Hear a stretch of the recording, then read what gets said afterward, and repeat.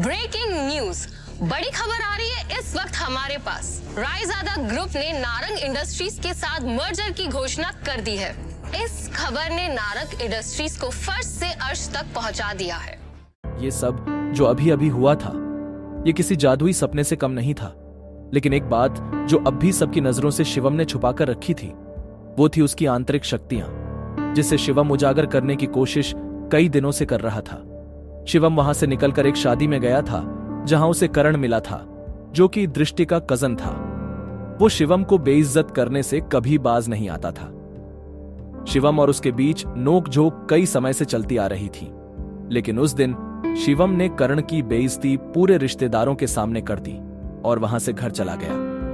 करण ने अपने गुस्से को पी लिया और ठान लिया कि वो शिवम को नहीं बख्शेगा।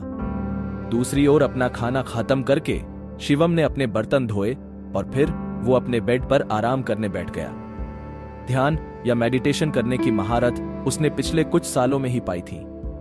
शिवम के लिए मेडिटेशन उसके शरीर के अंदर दिन भर में जमा हुई गंदगी बाहर निकालने का एक जरिया है। और तभी शिवम ने हाथ आगे बढ़ाया और बेड के साइड में रखा एक काला पत्थर उठाया। उसे मुट्ठी में बंद कर जैसे ही उसने हाथ को हल्के से घुमाया, वो पत्थर राख बन उसकी उंगलियों के बीच से सरक गया। शिवम की आंखों में उत्साह भर गया और उसने खुद से कहा, भस्म शक्ति ने अपना रूप ले लिया है। अरजा, उसके गुरु ने भी तो यही कहा था कि वो तक्षक महल का वंशज तभी माना जाएगा जब वो अपनी अंदरूनी शक्तियों को जगा लेगा, और तब उसकी तलाश शुरू होगी ढूंढने के लिए रायजादा परिवार के उन खास लोगों को जिनसे वो अपने गुरु के निशानी के तौर पर दिए जेड पत्थर की मदद से मिल पाएगा। वही वो पल होगा जब शिवम अपनी जिंदगी को बदल पाएगा। सिर्फ इतना ही नहीं, इसके साथ ही शिवम के हाथ वो सब भी लगेगा जो आम इंसान की पहुंच में नहीं, जैसे कि पौराणिक औषधियां, धन और उसके पूर्वज। यही तो होता है इस विद्या में। इसमें किसी के वैभव और उसकी शक्ति की कोई सीमा नहीं है। सक्का अपने गुरु का निशानी के तौर पर दिया हरा पत्थर अपने हाथों में घुमाते हुए शिवम ने सोचा, मेरी शक्तियां पूरी तरह से जागृत हो चुकी हैं।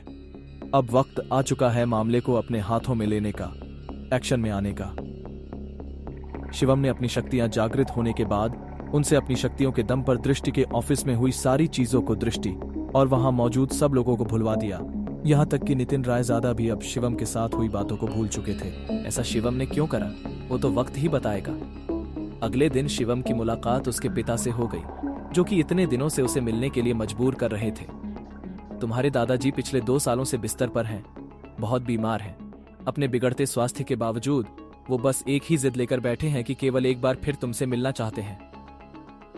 वो बस चाहते हैं कि तुम वापस आ जाओ।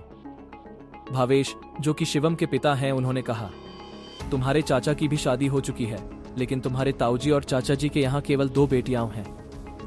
शाह खानदान का इकलौता दावेदार। शिवम ने खुद को नीचा दिखाने के लिए बुदबुदाया, तो आप चाहते हैं कि मैं परिवार की विरासत के लिए आपकी सौदेबाजी का हथियार बन जाऊं? तुम सच में बहुत भोले हो, भावेश ने ठंडे स्वर में कहा। हमारे परिवार का जो व्यापार है, उसकी अनगिनत शाखाओं के अलावा हमारे शाह परिवार का दिल्ली और उसके आसपास के इलाकों में एक बड़ा पारिवारिक व्यवसाय है। परिवार के नियमों के अनुसार अगर परिवार के मुखिया की मृत्यु हो जाती है और तीसरी पीढ़ी को संभालने वाला कोई नहीं है, तो परिवार के मुखिया को दूसरे परिवार से बदल दिया जाएगा और उस समय से शाह परिवार पर हमारी शाखा का शासन नहीं होगा।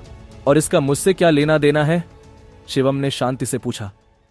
तुम्हारे दादाजी के बीमार पड़ने के बाद से ही पिछले कुछ वर्षों में तुम्हारे चाचा और ताऊजी पहले से ही परिवार की विरासत और सत्ता की हकदारी के लिए लड़ने की तैयारी में जुट चुके हैं, जिससे परिवार के भीतर एक जबरदस्ती का हंगामा हो रहा है।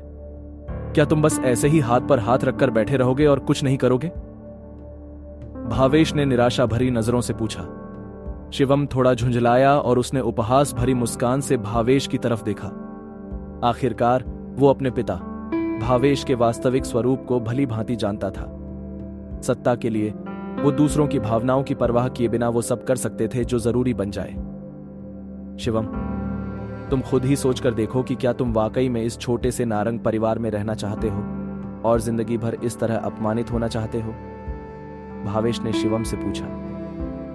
कल नारंग परिवार की शादी के दौरान तुम्हें इतना बड़ा अपमान सहना पड़ा। भावेश ने कहा। क्या तुम उनसे बदला लेने की शक्ति नहीं चाहते? क्या तुम नहीं चाहते कि तुम्हें वो रुतबा, वो शोहरत, वो ताकत मिल जाए कि तुम जब चाहो तब पूरे नारंग परिवार को अपने सामने पैरों पर घुटने टेकने के लिए मजबूर कर दो? भावेश के ये कहते ही शिवम ने उसकी तरफ देखा और फिर एक गहरी सोच में डूब गया। आगे की कहानी जानने के लिए देखिए अगला एपिसोड सिर्फ पॉकेट एफएम के यूट्यूब चैनल पर, और शिवम द हिडन वॉरियर के सारे एपिसोड्स को सुनने के लिए डिस्क्रिप्शन में दी लिंक से डाउनलोड करें पॉकेट एफएम ऐप।